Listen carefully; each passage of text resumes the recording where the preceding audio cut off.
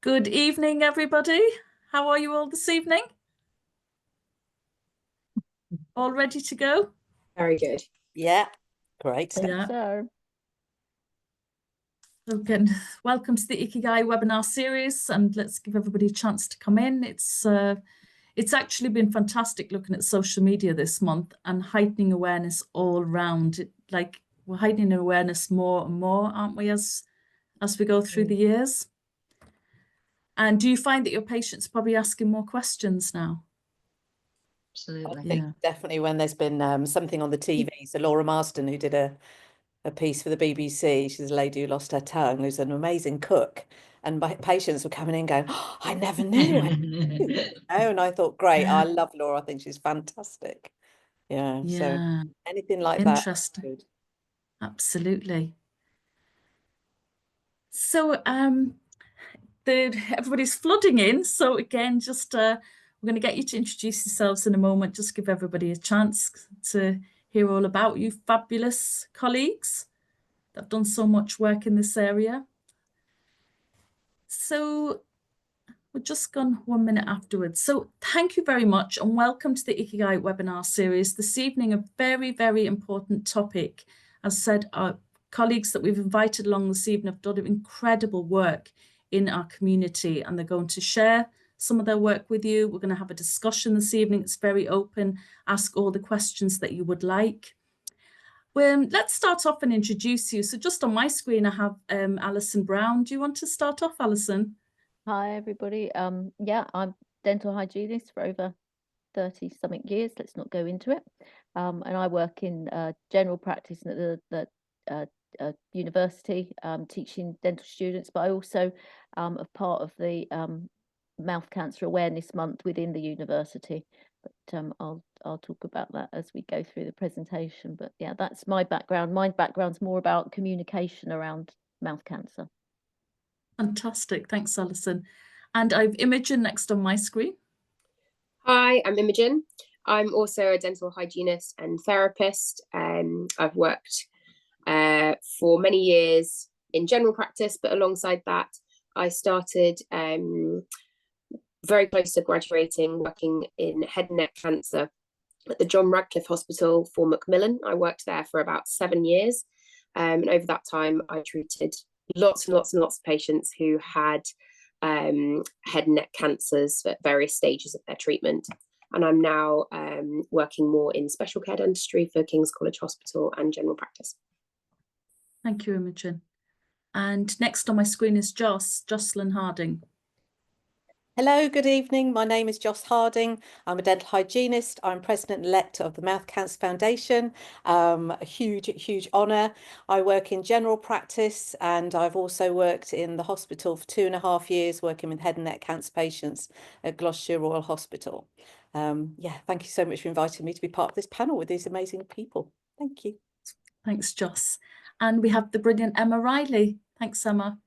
Thanks for having me. My name's Emma Riley. I'm having to think now. I'm an ambassador for the Mouth Cancer Foundation. I'm the current chair of the, no, I'm not, the patron of the Society of British Dental Nurses, she'll kill me. An oral health educator, worked within MaxFax for 25 years now with MaxFax head and neck patients. And yeah, thank you very much for having me. Proud dental nurse. So I'm just propping up the dental nurses on the webinar tonight. Well, good for you, Emma. Fantastic. The whole team has to be involved in this. So, Alison, do you want to start first? You've got a few slides, and if you want to start off, each of you are going to have your own little presentation. We're going to talk. We're going to have discussion. We've got some questions sent in. So it's going to be quite a busy hour. I could just see your slides, your presenter slides there, Ali, if you want to swap it. I'll swap it around. Let me just stop share on that one. I'm just going to come back to... All right, I've got several ones. Let's see what this one does. Hang on, bear with me. It would go wrong while I'm...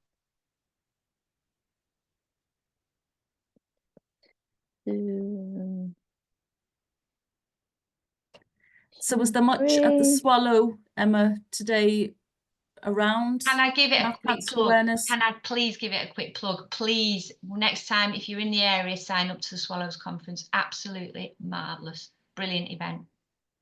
So for anybody that doesn't know, where do you go to have a look for that? The Swallows website. I'm also, you know, we've got the Mouth Cancer Foundation, Oral Health Foundation. The Swallows, very much a mixture of professionals and patients there today.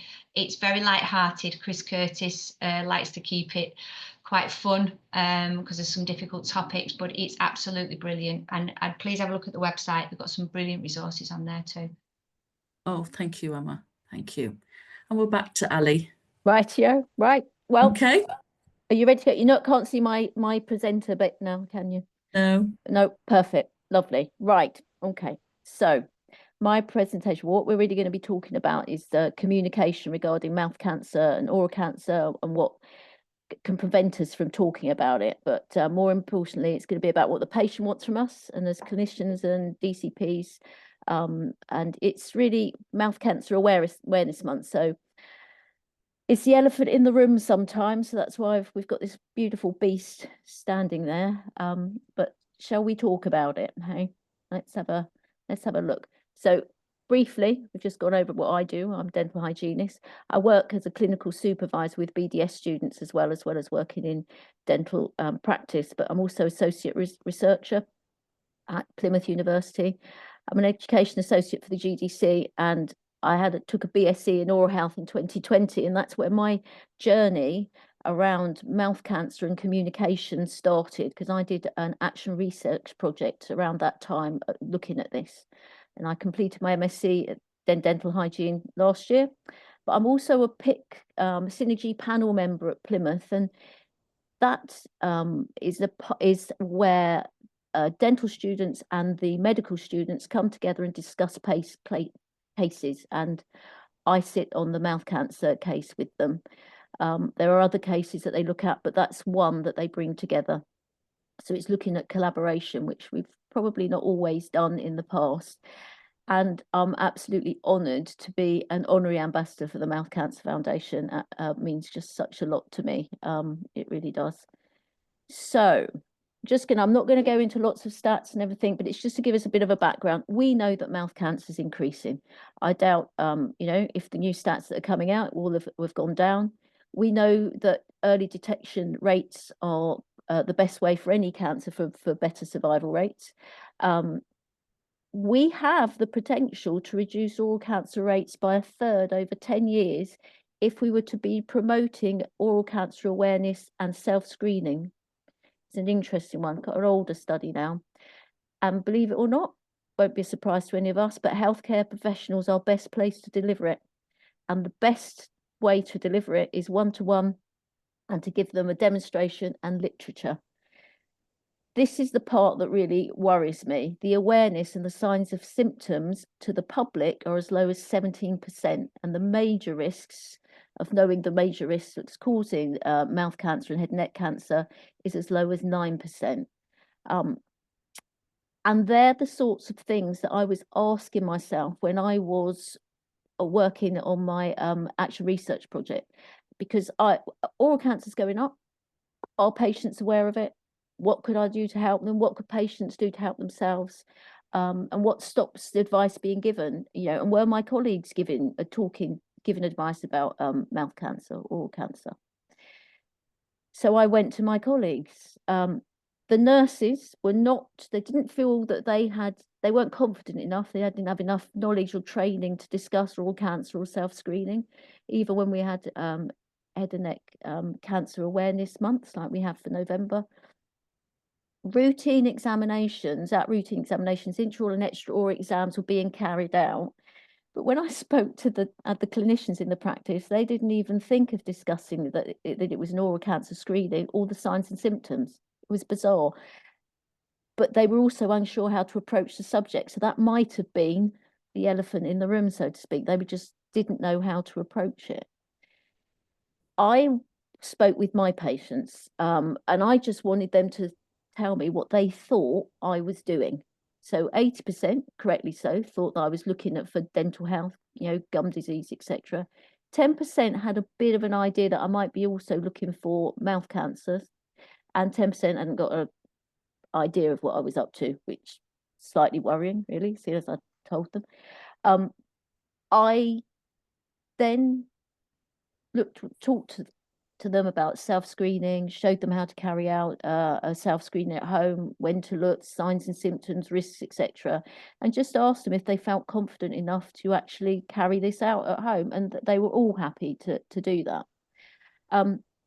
There were additional questions, as there always are, and after I'd gone over, risks, etc., I did ask them if they thought that we should all be checking, or whether it should be only high risks individuals. But all of them agreed that regardless of your risk, they should all be carrying out a mouth cancer screening themselves, looking in their mouths. Women really likened it to breast awareness, and one individual thought it was actually quite easy to access the mouth, but there are some areas in the mouth that actually aren't that easy to access, and one of them being the palate. So I don't find accessing my own mouth that easy, if you're checking it yourself. The additional question is, is there anything that would stop them from checking? Because we're always worried that maybe they're frightened of finding something. And, they just weren't. They just were not worried about looking. And they really all understood that early detection of any cancer has better outcomes. It says on there, were they happy to be contacted? Because what I did is I followed them up about a month after I'd spoken to them. I phoned them and just checked to see if they'd actually managed to carry it out. And pretty much all of them had. So when we're talking about oral cancer and what the studies are saying about us as clinicians, patients are often unaware that they're being screened for oral cancer. So if you don't tell them, they won't know, but they welcome us talking about it and discussing it with them and talking about ways to reduce risk. Patients weren't anxious about talking about oral cancer, but clinicians were. It's a study by Professor Scott. She's now at Queen Mary's in 22. Clinicians were not, they did not think that they had adequate training to approach the subject. Now, interestingly, Susanna Scott also carried out a study which showed that self-screening may not work. There's inaccuracies. They showed a patient how to do self-screening. They compared the findings to a clinician. If you're looking in the mouth all the time and you're looking with light and from different angles, there can be some inaccuracies. But those findings were exactly the same as the findings when they were looking at self-awareness for breast cancer. And it's interesting that even though we are sent for mammograms after a certain age, still 50% of lumps are found by the patient, and that was from a systematic review. So self-screening has its place, most definitely. So it's really about how do we talk to patients. Us ourselves, I think, have to get over the hurdle of saying the word cancer. If you have ever had cancer, had a family member who's had cancer, who have nursed somebody with cancer, you sometimes can speak about it a little bit more blasely, and you sometimes have a little bit of a dark humor about it. But in actual fact, it's just having some clear, concise ways of how to talk to patients. So you actually need to say the word cancer. I'm carrying out a mouth cancer screening. Talk to them about the awareness in the body. What do you know about it? Is there anything, run through, have a clear plan of where to look, what to look. If you've got more time, discuss it in detail, and just kind of address the barriers. Is there anything that would prevent you from coming? I mean, my key thing in mine when I'm doing an intraoral or an extraoral exam is, have you noticed any lumps, bumps, ulcers, color changes in your mouth, red, white? If you haven't, the time frame for coming back, 3 weeks, and just be approachable. Talk to them in a manner that if they found something, they would be happy to come back and disclose that to you. That's the little link for that little chart. It comes from some research and a program that Susanna Scott had with dental students at King's, teaching them how to talk about head and neck cancer. But just remember, you're doing a screening. You're not diagnosing cancer. You don't have to tell them that they've got cancer. But if you are unsure and you need to send them off for a referral, If you find something, have the mirror, show the patient, and just at that point say, what do you think this could be? Because they're not silly. In their gut, they may be considering that, is it cancer? Is it something that common things commonly occur? So there's a higher chance that it isn't, but yes, it could be. And we all know from our 2-week referrals that on the bottom of that, it does ask you to talk about the possibility of it being cancer. With Mouth Cancer Awareness Month, we're all campaigning and asking 2 minutes could save your life. But, just consider talking about mouth cancer. No one dies from talking about it. But if you don't, what could happen? There is a chance there. It's also in your audit questions. CQC are asking now, do you talk to your patients about oral cancer, mouth cancer? And they like to see that you've actually put that into your notes. Okay, that is my penultimate slide. This is my old dog Tilly, who does look a bit like an elephant, and it's a much smaller picture. So I thought I would just put that on there because I'm just hoping that just after this evening, the elephant in the room may be just a little bit smaller and a little bit easier to talk about. And I just thank you all for listening. Thank you. Thank you, Alison. That's really good. Yeah. We might send out those links, or did everybody get them? Or I can put it into the chat if you like, or you can actually, Alison, if that's all right. Yeah, I can go ahead. Will you put it into the chat? That would be really handy. Yeah. So we're going to move over to Imogen. Hi. Pass it over to you. Hi. I hope you can all hear me okay. My internet is not fantastic today. So please do put your hand up or something. Let me know if it isn't working. Initially, I was thinking about talking a little bit about osteoradionecrosis with you all, because it forms such a huge part of our approach to our patient care. It's really a fundamental in terms of why we treat patients who've had head and neck cancers differently to our average patient. And I just want to start by touching on that. And then I'm going to take a little bit of a turn off towards more about those soft skills and how we talk to our patients. So just to start with, with the osteoradionecrosis side of things, I wanted to touch on the fact that really the main reason that we approach these patients differently is to prevent risk of creating osteoradionecrosis in patients who've had radiotherapy.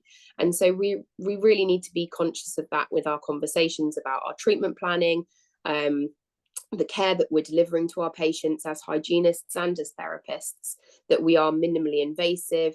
Essentially, what we're trying to avoid is any trauma or damage to the bone because of the radiation that they've received. Their healing ability is significantly less, similarly to those who are taking bisphosphonates and things like that.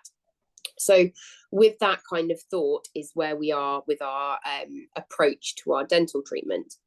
But then as I've got chatting to these guys before we logged in, we really kind of realized that what we really more than anything need to talk about in terms of the approach of care that we're giving our patients is these soft skills. And that's something that we don't often get taught at university or at courses.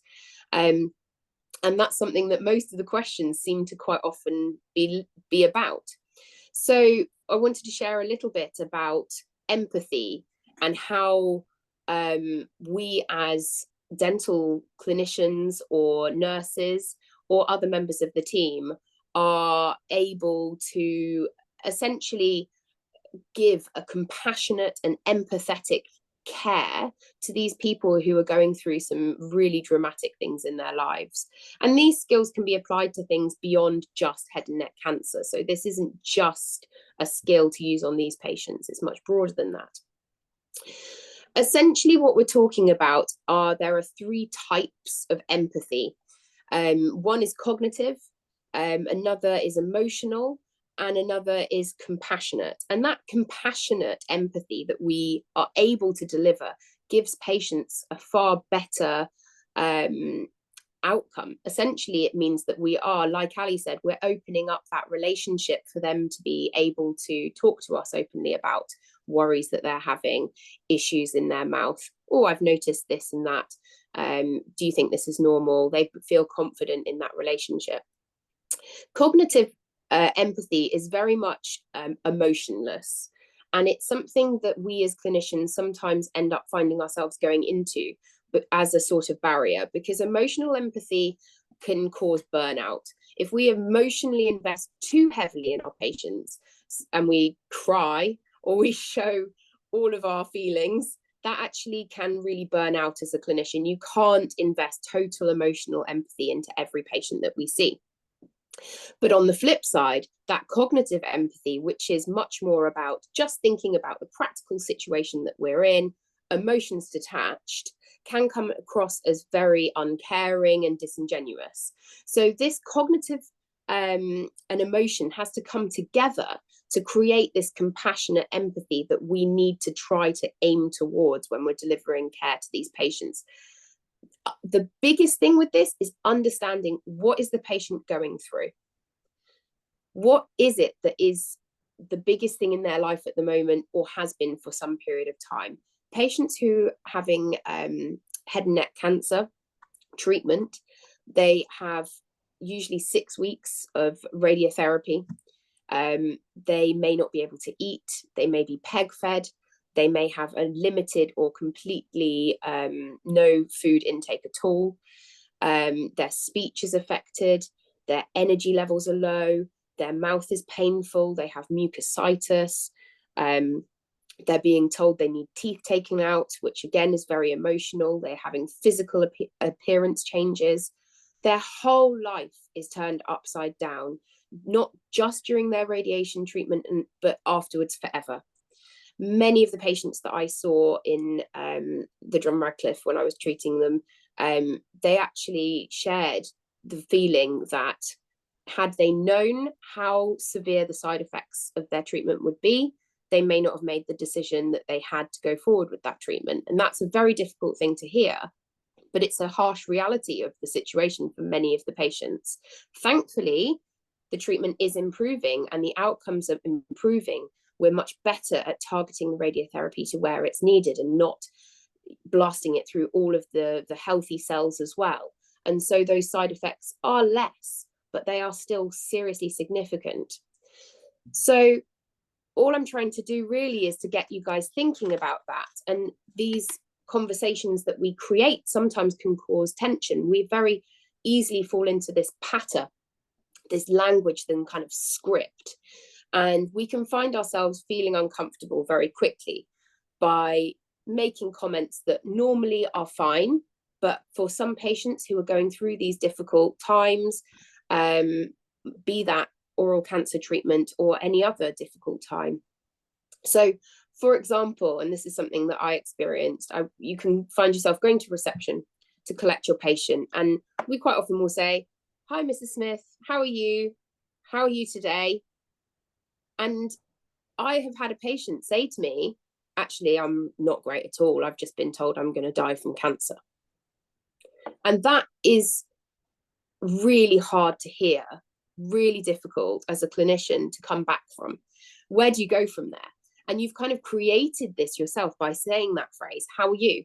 which is an innocent, totally normal thing to say, but you've created this barrier. So sometimes, particularly if you know in advance, which you may not, that a patient is going through something very difficult, phrases like, "Hi, it's lovely to see you today," can be a much more gentle and easy way of starting conversations and welcoming patients into their appointments. Maybe they don't feel that they want to talk about their illness today. Maybe they do.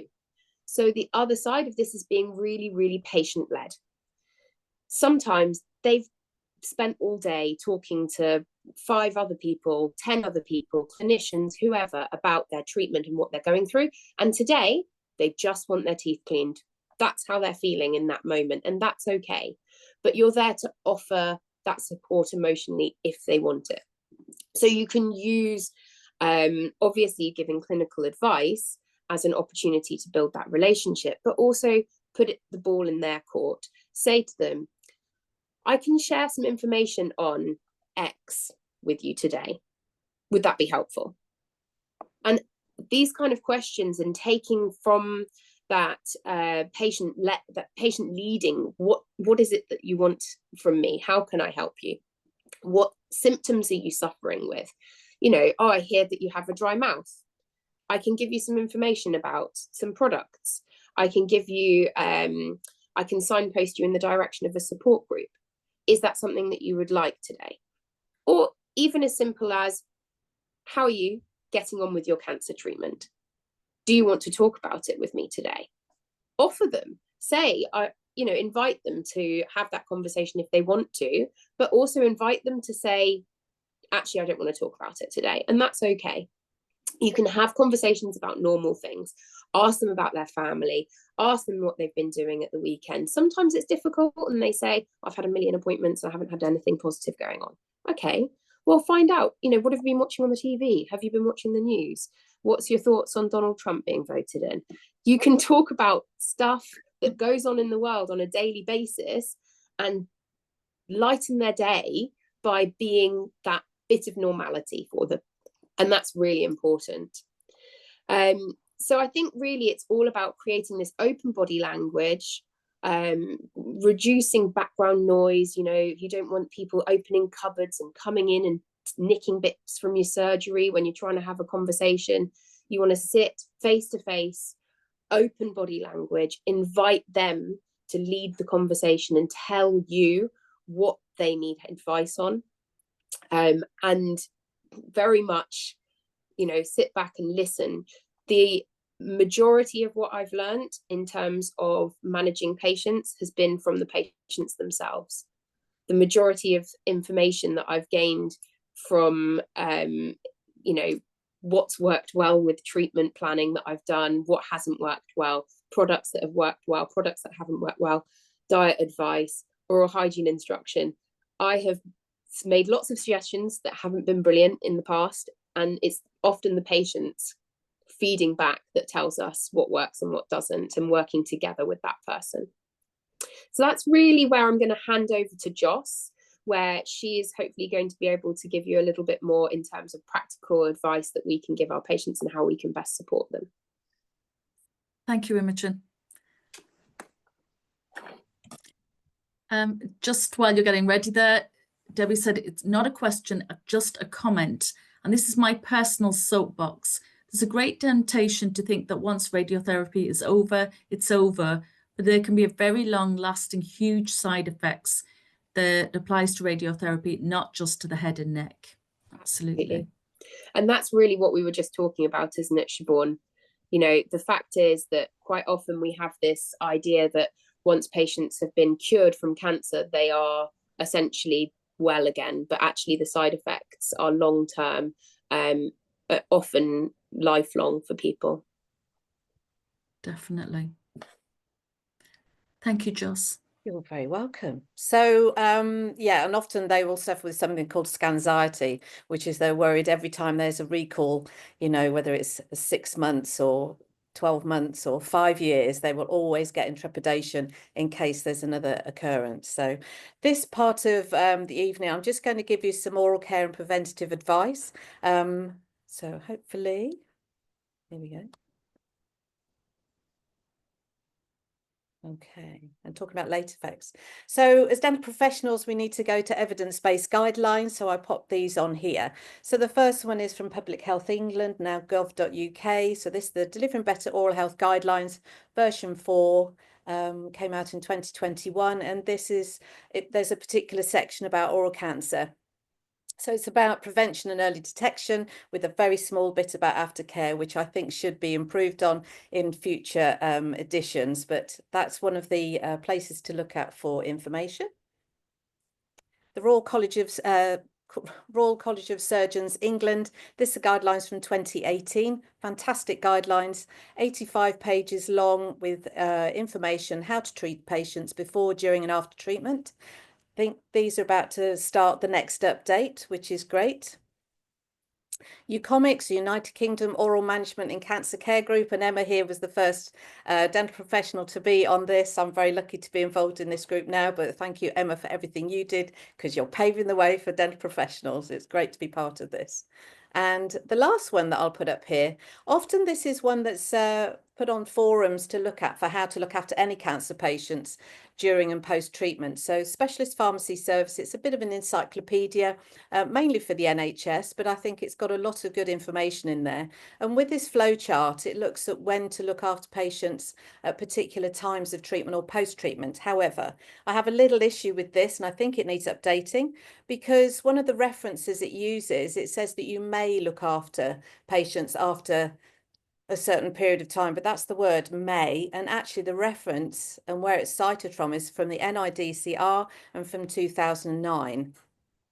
How much have cancer therapies changed since 2009? A huge amount. So for our head and neck cancer patients, you know, you now have proton beam therapy, you've got CyberKnife, you've got robotic surgery, you've got all sorts of therapies and surgeries and lots of combinations of. So what it actually says in some of the information there, it says always connect with oncology. So I think for head and neck cancer patients, a lot of them are reviewed for up to 5 years within the department, but sometimes if they've got a dental hygienist there, they may be discharged after one visit. So they are then in the care of the general practice and practitioners. So it's always good to have good rapport with your local department. So when you do have a head and neck cancer patient that comes to see you, if you see something that you're a bit concerned about, or as a dental therapist, you'd like to know more about how to actually treat a patient, then make these communications with these departments. And it's a bit of an easier journey for the patients. So during and post-treatment complications. So I go to this paper, Kilbasa et al. In 2006. It's a very well-respected paper here, and it talks about the radiation-related damage to the dentition. So how long and when does it start and what actually occurs? So in the paper, it's quite an old paper, and yes, maybe there was more grays and more types of radiation that were used for the research for this paper that it collected, but actually a lot of this post-treatment complications can be seen in this diagram, and many complications. Some patients suffer with some patients suffer with everything, and it's a brutal time for them, and they have to get through it. But how long lasting are these problems? A simple diagram here. So taste loss. Some patients actually suffer with taste loss long after the treatment's finished. Mucositis generally tends to be, it starts fairly early on in the treatment and for 2 weeks post-treatment. It's from radiotherapy, the gift that keeps on giving. People have got to the end, but they know they're going to carry on having mucositis. There's 4 grades, WHO grades, 1 to 4. 1 is quite minor, 4 can be lethal. So mucositis needs to be watched. Dry mouth, that can go on forever. Radiation caries, I'll show you another paper in a moment. And obviously, as Imi's mentioned about the osteoradionecrosis necrosis, listen to these patients, however long after treatment, if they start to say they've got a bit of tenderness or a bit of pain and you're looking in the mouth and you can't see anything, you need an x-ray, they need to be referred back in. In Gloucester, we have an osteoradionecrosis necrosis clinic, and they will see these patients whenever after their treatment's concluded. But how late effects? So how many late effects are there? So Emma Hallam, a very well-respected specialist radiotherapist, she has found there's 60 late effects. So side effects are from the treatment, late effects are from 6 months on. So this is interesting because after treatment, so what do we know about these patients? So we need to know how to look after them to lessen maybe some of these side effects and late effects. So are they regular attenders? So this is a great paper. This was one from actually November 2020, and it looked at patients who were not regular attenders, and it looked at them for up to 5 years post-treatment. And at 5-year point, all of the patients had radiation caries. So a lot of patients won't return to dental practices because they're worried about another occurrence. You have to build up a rapport with these patients. It might have been one of your patients that's been sent off for referral, who you then see afterwards. They will be very hit and miss generally. They know it's important. They do know it's important, but they're just worried about having another occurrence. So please research this paper. It's a very good paper to read, but it just highlights the importance to just, if you can make a rapport with these patients, encourage them to come back and see you routinely. So where should we look for evidence for products and dry mouth? So obviously hierarchy of evidence, we should go to the Cochrane Library. If you literally just go to the Cochrane Library, put in dry mouth, these are the top 3 papers that come up.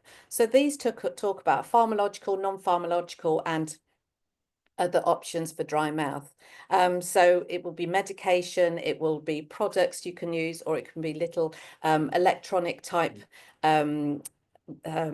devices to stimulate saliva. So these are interesting papers. So please go to the Cochrane Library for this. And what are they using for cleaning their teeth? So I often show these photographs because what should we be recommending? And are they cleaning between the teeth? And are they wearing dentures? So a lot of patients may or may not take their dentures out at night. We need to encourage them to keep everything as clean as possible during treatment. Is this possible? Is it a priority at certain times? Absolutely not. The mucositis can be horrific. So don't even ask them to be cleaning their teeth. Maybe it's just a little bit of mouthwash if it's a gentle mouthwash and they can cope with that. What are they using? Manual toothbrush or electric toothbrushes? Great, but what state are they in? Change them regularly. Water jets, sometimes they're too powerful. You know, orally, we've got this lovely little 360 brush. There's a little silicone brush here as well.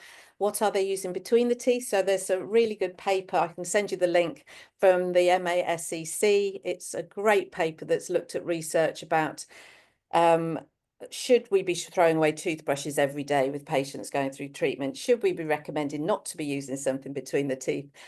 Should we be recommending Corsadil for everybody? And it actually blows the myths. It's a great paper to read. And I love it because, as you know, many medical professionals will tell lots of cancer patients and patients going through treatment to stop using their electric toothbrushes, go to a soft toothbrush and definitely don't clean between the teeth. Well, we know as dental professionals, you need to keep that biofilm under control. And there's only one way to do that, and that's to manually get in there. So if you've got a patient with really good oral hygiene before their treatment starts and they're starting, to keep them on that great journey with their cleaning until they can't, and then maybe go to a soft toothbrush, maybe stop interdental cleaning, maybe use a water jet, maybe just a mouthwash. And then as their mouths repair, if they've got access, because obviously there's a problem with access for lots of head and neck cancer patients, if they've got access to areas, then to try and get back into a good routine post-treatment. So what is there available to help? So toothpaste. So we know that there's toothpaste 1,000 parts per million. 1450 is averagely what we have out there on the market. We have the prescription toothpaste. And for all my cancer patients, whatever cancer treatment they're getting, I will prescribe the Durafat 5000. Head and neck cancer patients should be offered this. This is gold standard before they start their treatment. Post-treatment, we will talk about in a moment, but this is what ideally patients should be given. Some toothpaste people can't get on with because of the sodium lauryl sulfate, it's a frothing agent. It can make the mouth quite tender, and also they often can't get on with mint. So there's lots of great options out there. And we know that there's a new one on the market, Biomin, which I love, which is much lower in fluoride. But with the calcium phosphate that's in it, it works really well at being able to remineralize the mouth and works for up to 12 hours. So I have lots of patients where I work. I work in a very ethical area. They ask a lot about products. They ask about what's in products. Is it tested on animals, any animal ingredients in it? So there's lots of options out there. Mouthwashes, maximum ppm is 500. Ideally use at a different time of day. Some patients, as they start to go through their journey, they're not eating 3 times a day. They're eating 4, 6, 8 times a day in little bits if they're eating orally. So sometimes a mouthwash can be a great way of helping. If they're vomiting, a mouthwash is great to use after not using a toothbrush and toothpaste straight on softened enamel. So different ways of using mouthwash that can help the mouth. Mouth sprays, ideally used correctly. So there's lots of videos and helpful information online how to actually apply mouth sprays. There's lots of options of those. Xylitol mints and xylitol gum, great options, especially for patients who get a metallic taste or a salty taste from foods. I personally like the peppermint lemon mint for that. I love Dr. Hef's mints. I've got them everywhere. Pastels and lozenges, many options out there. So there's a difference between saliva substitutes and saliva stimulants. So if you see the saliva stimulant, generally it's of a lower pH because that's how it works, and that's great. And if it's for that period of time, when it gives patients a little bit of relief, fantastic. If they've got the backup of a high fluoride toothpaste as well, or a good toothpaste, brilliant. It's just ways of getting through the journey and beyond. And tooth mousse, a product that I recommend a lot. There are other versions out there on the market. I like the fact that it's not always mint. There's other versions of flavors. But what else can we recommend? So again, we go to the saliva, was just one option that I like to go to. Go to the specialist pharmacy service. And here it's just 3 pages. It's helping you to see what options there are that are available on prescription and others. So there's 3 pages, but what I like about this is it gives you information about the pH of the product. Does it contain fluoride? Does it contain any animal-derived ingredients? Does it contain gluten? Does it contain sugar? And what sweetener do they use? I think that's really good background information that patients will often ask you. So it's, even if you don't work in the NHS, we're not able to prescribe as hygienists and therapists. This is just helpful information. There are many things over the counter available. We can order things on the web from the other side of the world, which is brilliant. But it's just options, many options out there. And the patients will tell you, as Imi says, patients will tell you what they like, what they don't like, what lasted, what didn't last. You know, it's just having choice, and patients need choice. So there's 3 pages of this, and I think it's a great document. So this is something to think about. The late effects service. So many patients suffer with late effects forever. And so the late effects service is being started. It initially started in Nottingham. This is just 3 that I've picked up from the internet. So in Gloucestershire, we have lovely Samantha Bostock, who's driving it here. She, I think she's got a graph that shows all the different kinds of patients who suffer with late effects post-treatment, and the top is head and neck cancer patients. So look at where your nearest late effects services are so you can refer your patients there. And news just in. So this isn't sort of news, but this is news. So what's the problem for our head and neck cancer patients? So there's many patients who aren't able to get hold of their high fluoride toothpaste. Either they don't have a dentist who can prescribe it for them, either they're going to the pharmacy and the pharmacy's giving them 1 tube a month, or they're going to a GP and the GP's refusing it.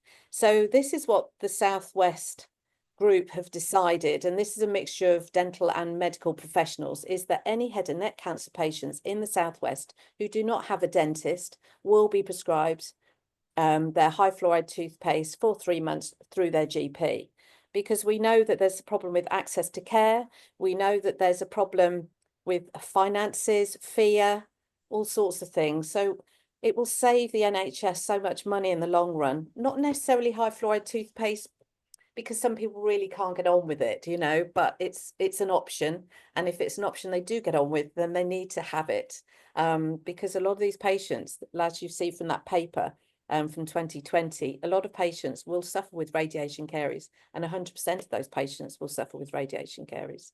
So I wanted to share that with you, but I thought that was quite exciting. So I'm hoping this will become national, and lots of patients will be able to get their prescription toothpaste from their GP.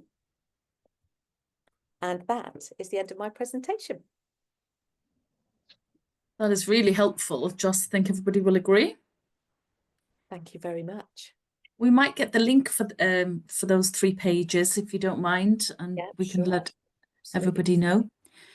Somebody's asking, what was the paper that busted the myths on advice, please, about the chlorhexidine? I'll put that link in here. Have I stopped sharing now? You have, yes. Right, thank you very much. So I'll just click onto another page. Thank you. Thank you, Joss. And we're going to go to Emma now. Thank you. I didn't know what to do tonight, really, and then I thought I'll sort of talk a little bit without slides on something that's really sort of close to my heart, and that's the elderly. and I don't want to make it all depressing, this, and I don't want to, but you know, palliative care is something that we all probably end up dealing with. And as somebody who's got 2 parents now with dementia, it's something that's pretty high on my agenda. I must say I've done all the dementia courses, but until it happened to your mum and dad, things go out the window where that's concerned. And mum's an ex-dental nurse. Some of you who have probably seen my talk before will know, and our distraction technique at the minute is we're building her, not building her, I've got a dental surgery up in the spare bedroom, so that when she's getting agitated, she does some dental charting. That's my distraction technique with my mum. And it got me thinking about the patients and residents that we are seeing now in care homes. Nearly half the cases of mouth cancers now we're seeing in the over 65s. I have got 4 or 5 currently in care homes around Rochdale and Oldham. One guy we're going to see tomorrow whose tongue, we've just had to get the tranexamic acid prescribed for the home care. And his wife's there with no support, with the palliative nurse going in. But she, in all honesty, is struggling a little bit because these patients are really, really challenging. You will know, the guys know, that these patients, they're not challenging in themselves. It's the condition that's challenging. And these home patients struggle when they're at home and they're under palliative care. We hope we nip it in the bud. We hope we're doing what we're doing, making sure that we can cure and treat their cancer. But unfortunately, there are some people that I come across on a day-to-day basis at the moment that is just managing their conditions towards the end of life. Then we throw in dementia, which makes it really, really challenging, because mouth cancer or any kind of cancer doesn't go, I'm not coming and visiting you because you've got dementia. You're going to be a nightmare, you are. In fact, we're finding that they are the type of people who are getting it. So approach can be really, really interesting where that's concerned. We approach differently to other healthcare professionals. My job at the moment is trying to empower district nurses and palliative staff on how to approach the desensitizing techniques. I'm going to put a link in the chat from the Mouth Cancer Foundation, because we did some work, Josh and I, on the elderly. We really thought it was important, didn't we, Josh, that the elderly were getting missed. So there's a link down there on distraction techniques, how we sort of get in the mouth, getting to look. And what we've done is look, listen and observe for mouth cancer. So screening goes out the window, trust me guys, when there's somebody who really wants to bite you or have an interesting chat with you. And that's just Mancunians in anyway. We have to do look, listen and observe. And there's a fantastic video on there, just to tell you. There's a guy called Peter that we filmed in a home in Rochdale, and his acting was absolutely phenomenal. Spielberg's phoning him up soon because his acting was great. But it was following him into the dining room, looking if he was struggling with his food. When he was yawning, having a look to see if you could see something dodgy was going on in there, or even when he was screaming. I've done a non-communication course at the moment for dementia, and I'm trying to pick up, because some of them can't speak, some of them cannot communicate, and it's picking up those little signs. These staff in care homes are heroes. They should have capes, these guys, right? They are underpaid, understaffed. They are so busy, but they know their residents.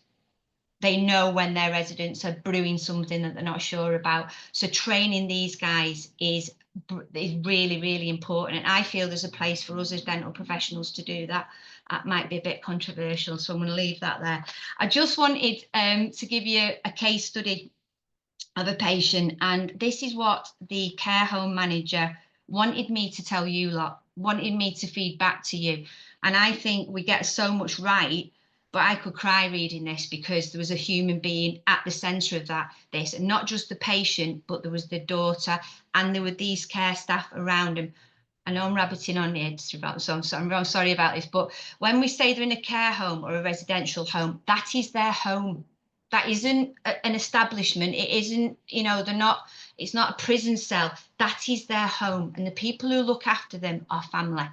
The people to them are family, even if they don't recognise the family. My mum is struggling to recognise who I am, but she understands that I love her, and she understands that I want to be with her. And these care staff are family, and they want to treat them as their family. So this is what the care manager wrote to us. A resident that currently resides in our borough was brought to her attention that her mouth was sore. She'd taken a denture out and tried to scrape off the denture fixative with her fingernail. After taking a closer look, I found that there looks to be something a bit abnormal on her oral structure. She's put in brackets, get me saying oral structure. I asked a visiting healthcare professional to look and advise me further. He told me that it was imperative to get a GP to see it. And as I looked at it and I thought it needed investigation. I contacted the GP surgery to be told by the receptionist, are you ready for it? That it was a mouth problem and to find a dentist. I wasn't happy about this, as the resident also stated that she was finding it a little bit difficult to swallow. I contacted the GP again and demanded they came out to see her. The GP arrived and again stated to call a dentist. If you can't get one, ring 111. I rang 5 local dentists, explained how important it was that this lady was seen. I explained that she had poor mobility and needed a domiciliary appointment. Not one dental practice would accommodate her, as none of them had a domiciliary contract and they had no insurance to do this. I stated it was important and I was prepared to pay private for an emergency appointment and book a wheelchair. This still didn't happen. Even though I explained that the lady finds it very difficult to leave home and it would cause her such distress. We felt we needed her to see a professional, not one single practice. Why? Are our elderly second-class citizens? Are their mouths, gums, teeth or health not as important as others? After a further 2 agonising days, we managed to get an appointment with an emergency dentist. As this is ongoing, I am unable to share further information, but an urgent referral had been made, blah, blah, blah, blah. So we got our scene in Max Facts. I hope you can agree. I mean, I'm getting red because I'm getting cross. This is a human being at the centre of this, right? She then went down to Max Facts. It was, I've got the slides and I can share them with you. This tumour was on the palate. It was growing quicker. There was nothing we could do. It was palliative. We've got to keep her comfortable. And it was really, really important that she wanted to be back with her family. They wanted to keep her in. I didn't want her dying on a Max Facts ward. I didn't want her dying on another ward that just happened to have a bed. So they put the NG in. That's why they wanted to keep her in hospital, because of the NG. But we managed to get a district nurse to come out and manage her. She passed away in her home because we trained the staff how to do it. And all it was with a bit of gel, sort of keeping her comfortable, basically, towards the end of life. But the training that we had to give the staff on approach, and it was distressing. I think that was another point, was that these staff had never seen anything quite like this before. And I don't know what the other guys think. I never get used to seeing a mouth cancer. And I think when I do, I'll hang up my boots, I'll hang up my whatever I wear. When I look in a mouth and think, oh, it's just that, I think I'll stop doing this job. But these guys in the care homes are really, they are heroes. And I think we need to support them as much as we can. That's why we've done this screening video. If we could catch it early, you never know, do you? And just because they're 65, I'll be classed as elderly soon because I'm 55. You think about this. Where is the cut-off point for being elderly?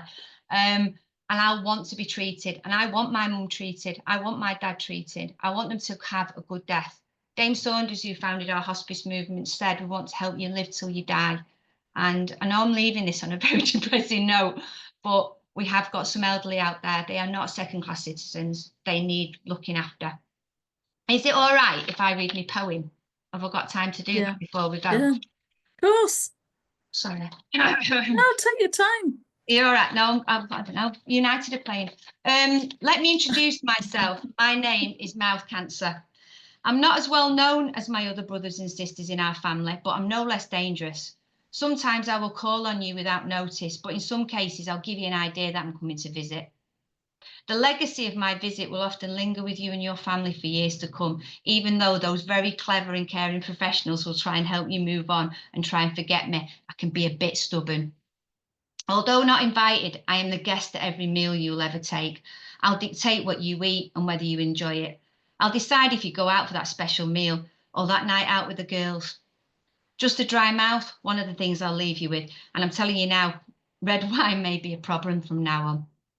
My visit also touches your family and friends too. Although they don't want to, they may look at you differently after I've gone, but my shadow will always remain if you let it. I am the third party in your marriage or relationship. Whenever you kiss your partner, it will be me you think of, not them. And finally, if you let me, I'll dictate if you smile or not, because when you do smile, you will always be thinking of me and whether those people can still see where I visited. Of course, those clever people I mentioned will try and stop my visit if you let them, and they will also help you erase my memory, but only if you visit them before I visit you. And I think that's what it means to me. And I know the guys who spoke about long-term effects, they are left with some long-term effects. And I think a big thing is also psychological support. I think they do wonder when they kiss their loved ones, are they thinking of me? Or do you understand what I'm trying to say? So I think they need a lot of psychological support as well. So I just wanted to to mention the elderly, and just please, please, please, we're all living longer and they deserve good care as well. But trying to get a dentist in a care home at the moment is like getting a Manchester United win. So we do need to support people in primary care as much as secondary care as well. Thank you for having me.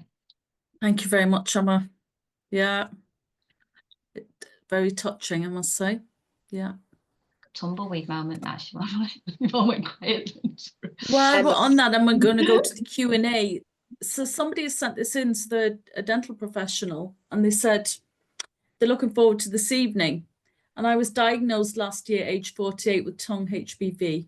Looking back to the trauma, things like being told that I had a virus through drinking at a young age when the doctor had no idea of my personal life. I was made to look like I'd been sleeping around and drinking too much in my teenage years, when actually I was a quiet teenager with a long-term boyfriend. It was bad enough getting a diagnosis of cancer, let alone to be made to feel that it was from partying too much. I was not offered any support, never saw a CNS nurse until I had a breakdown, and then she said, go and get some antidepressants and don't get run down, as that'll make the virus come back. So I guess it would be good to hear of the professionals getting on some training on how to properly support people in my situation. Luckily, I got my own support outside of the hospital and I'm doing very well now.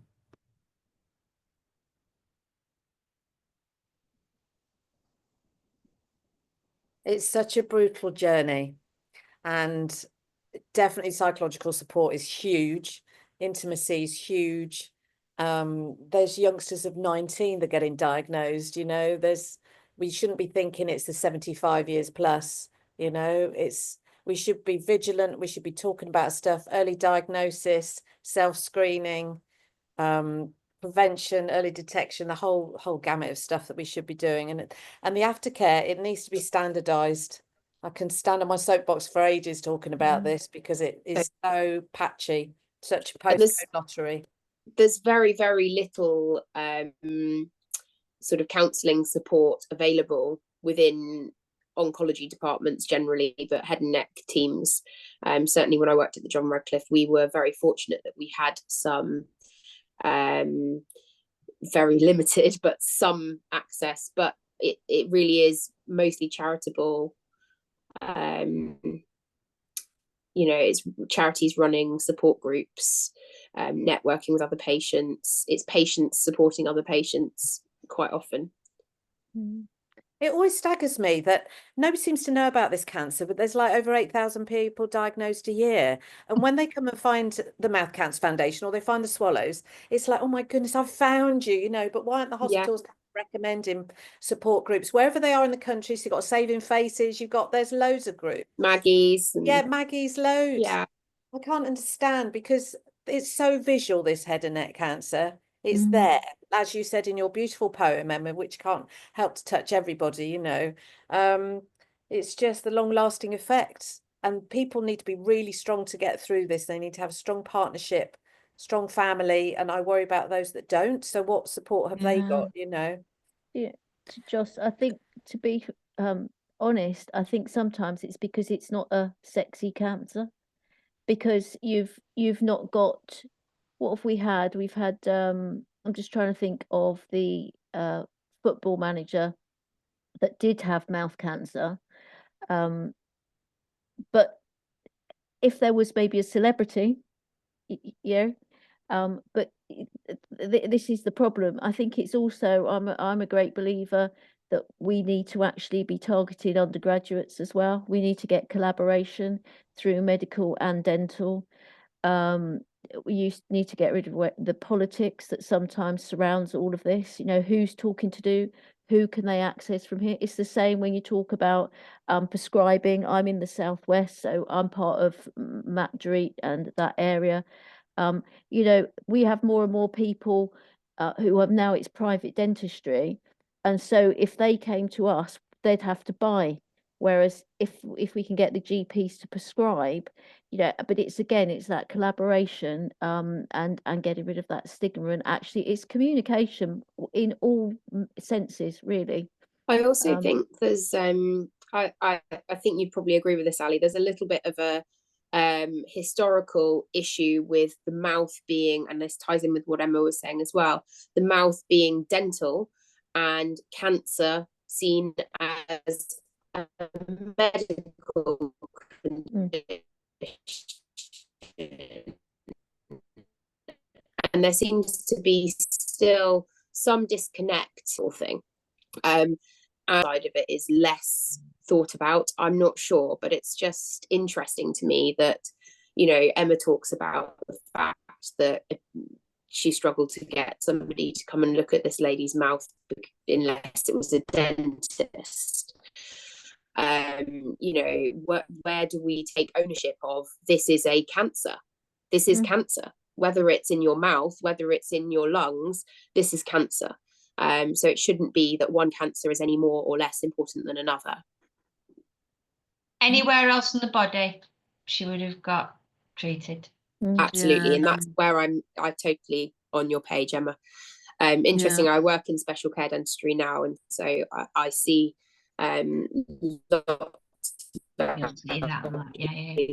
patients, and we as a department, I don't do domiciliary, but we as a department do a lot of domiciliary visits that gets promoted as a role. We have a lot of questions and comments here. So was the high fluoride toothpaste for people who don't have access to something you set up, Joss, just a good idea? No, nothing. I had nothing to do with this. This was Southwest, led by Matthew Durit, who wanted to make sure that the head and neck cancer patients had the ability to get a high fluoride toothpaste by their GPs. I'm hoping that become nationwide. Brilliant presentations. Thank you for being amazing dental professionals. Wish I had an amazing dental care like what you've all give. Really interesting listening to you all.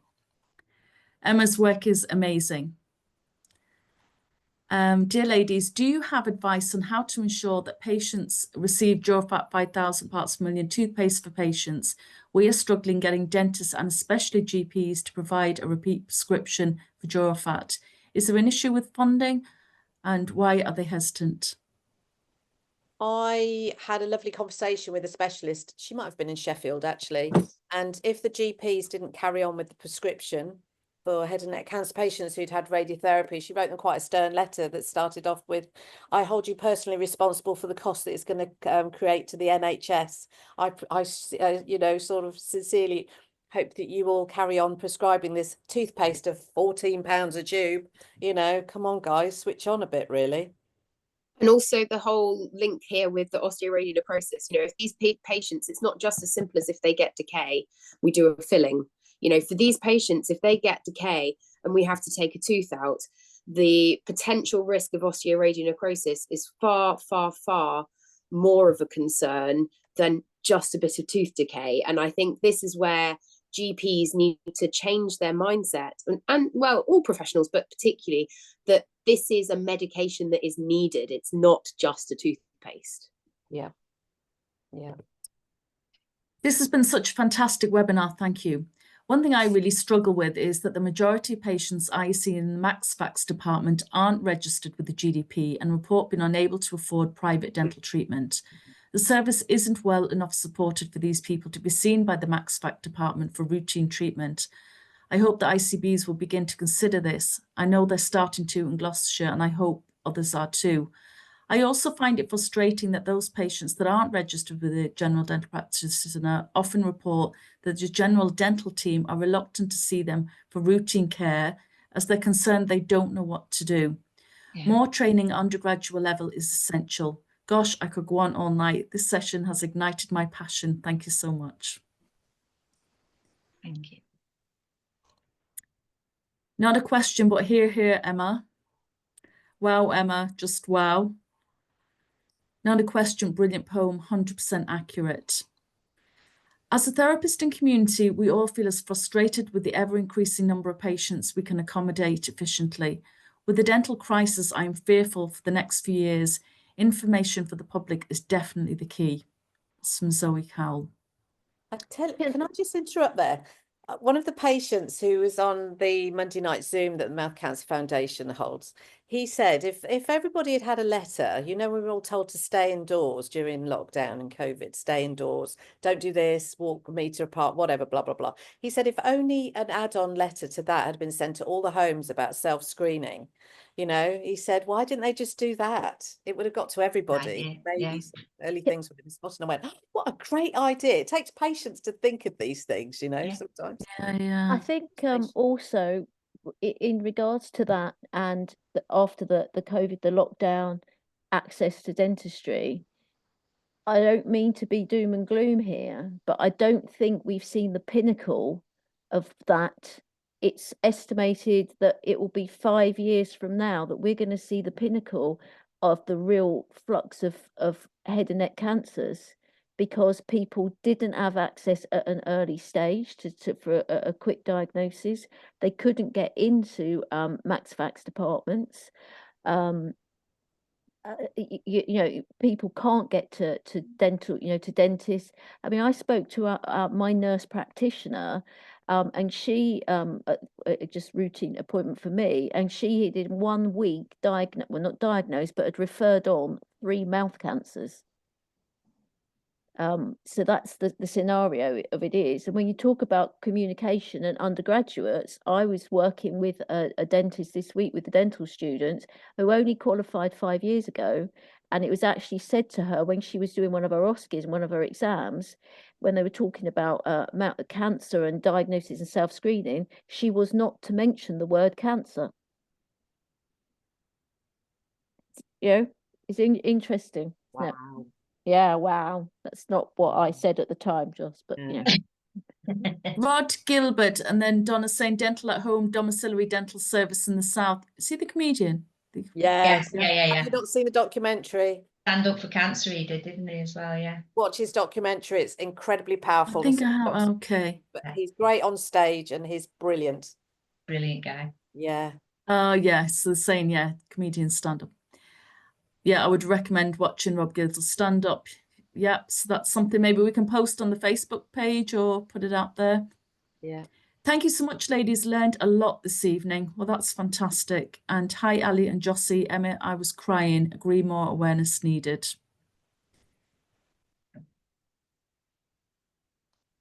Yeah, very powerful, isn't it? You know, and I wish it was left to us to put the systems in place.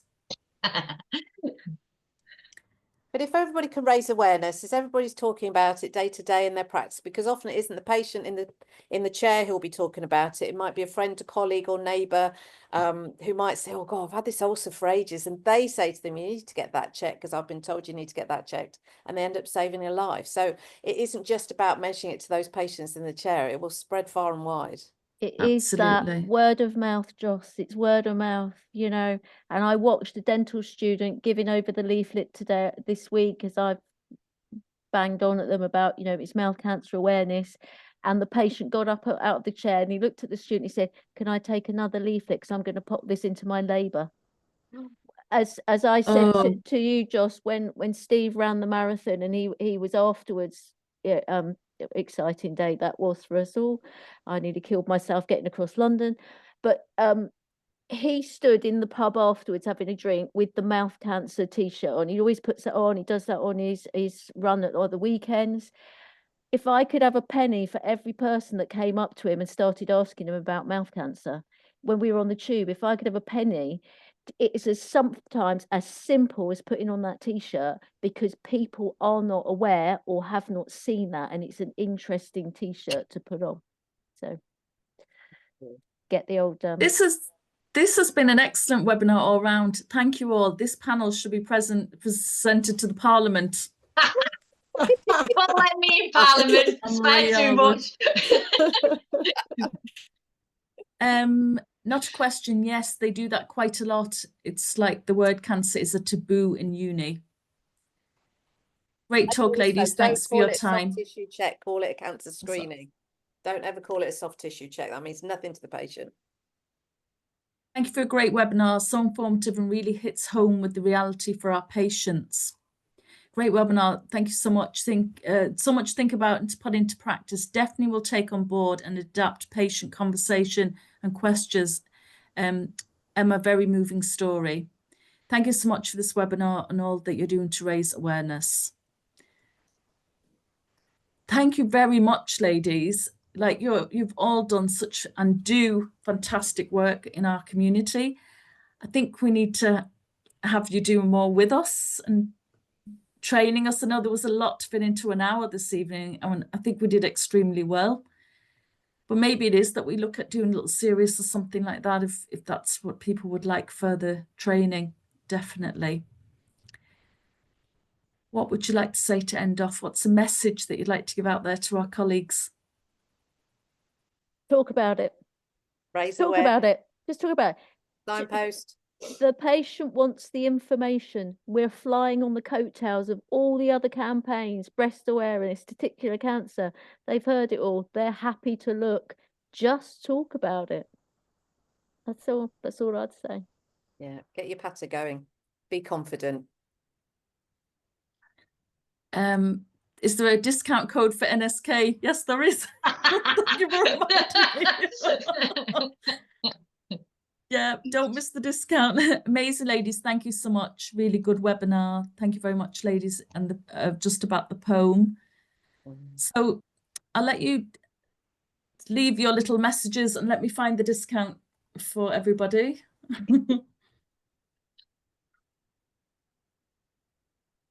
Yeah, so what's the next? What are you up to this month, ladies? What's the work from here? For me, it's speaking at the OHC and a few more webinars to come, which is great fun. For me. Oh, plug those. Tell us about those then. So, oh gosh, I have to look at my diary. I can't remember anything these days. Oh, you're like me, just I know. Yeah. She's got a PA. She's got a PA just now. I might need one. Oh gosh. Yeah, I'm going up to Sheffield to walk with the dental students. They're doing a 10K. Actually, it's 13K around Sheffield. So the dental students have organised a walk, which I think is amazing because some of them came to London to Hyde Park. Fabulous, fabulous young people. So they've decided to get a collective together to do that. So I'm going up to do that. What else is there? Stretch and mobility. Yeah, do that. Harriet's got running the first meeting for DCPs working in MaxFax and working with head and neck cancer patients, that's running in Taunton on Monday the 25th of November. So anybody that knows anybody that would like to come to that day, it's going to be a great day, really good day. Wow. Joss, would you please post those on Facebook if you get a minute so that people can have a look at those? Yeah. And that's the code there that I'm just going to put in. Can you all see that? Anybody can't, put their hand up or let me know. Yeah. Thank you very much, ladies. Very informative. Wonderful. So much experience on the screen. Thank you. I was told many moons ago not to say cancer screen. From that day on, I use it all the time. That's Judy. Of course you do, Judy. Thank you so much. You are all incredible ambassadors for our patients and for our profession. That's absolutely true. And I think we can end the evening with that. Thank you very much, Imogen, Emma, Jocelyn, Ali. Thank you for giving your time. Like I say, we'd love to have more from you if you have availability, and enjoy the rest of the evening. And thank you much, everybody. This is available to watch back on demand if anybody's asking. A lot of our colleagues work this evening, and we'll let everybody know that they can watch it back. There will be an evaluation going out in a few days.